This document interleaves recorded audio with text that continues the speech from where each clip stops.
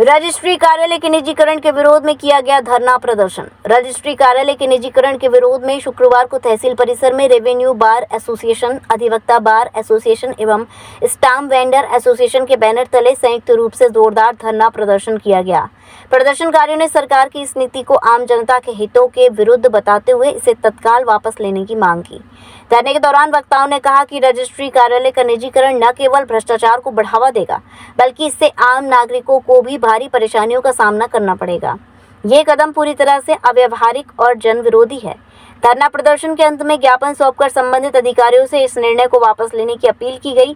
प्रदर्शनकारियों ने चेतावनी दी कि यदि मांगे नहीं मानी गई तो आगे व्यापक आंदोलन किया जाएगा। धरना प्रदर्शन का जो कार्यक्रम रखा गया है, उत्तर प्रदेश सरकार के द्वारा दस्तावेज लेखक एसोसिएशन, दस्तावेज लेखकगण, स्टाम्प वेंडर और अधिवक्तागण जो निबंधन का कार्य करते हैं रजिस्ट्री ऑफिस में, उसका हम घोर विरोध कर रहे हैं। क्योंकि इन्होंने एक राज्यपाल महोदय 16 मई 2025 को राज्यपाल महोदय के द्वारा एक अध्यादेश जारी किया गया है।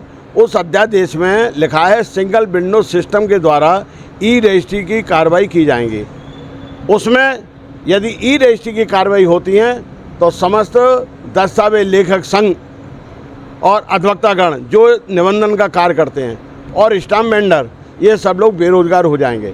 क्योंकि हमारे यहाँ पर पूरे उत्तर प्रदेश में 3 से 51 तहसीलें हैं।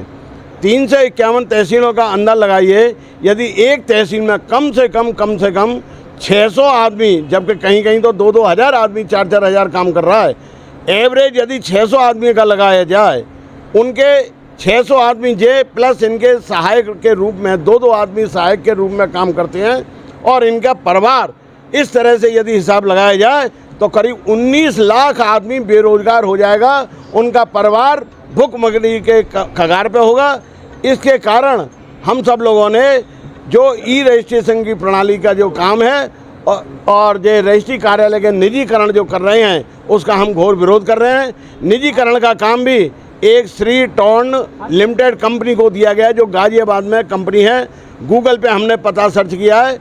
एक तरफ यहाँ के सभी अधिकारी ये कह रहे हैं कि निजीकरण करने से आपके कार्य पर कोई फर्क नहीं पड़ेगा, किंतु जो राज्यपाल महोदय का अध्यादेश है, वो अध्यादेश स्पष्ट करता है कि सिंगल विंडो सिस्टम लागू होगा।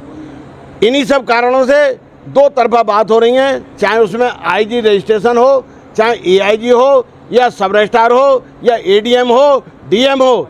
अन्य तहसीलों में हर एआईजी अलग अलग अपने अपने वक्तव्य दे रहे हैं, कोई संतोषजनक जवाब नहीं मिल रहा है। इस कारण हम लोग इसका घोर विरोध करने के लिए आमरण अनशन पे बैठे हुए हैं और ये हमारी हड़ताल अनिश्चितकालीन हड़ताल भविष्य में आगे तक चलेगी, जब तक कि हमारी ये सब मांगे पूरी नहीं होती। JV हेल्थ केयर अब ब्रिजवासियों के लिए लेकर आया है हर प्रकार के चिकित्सकीय सुविधाएं, वो भी एक छत के ही नीचे।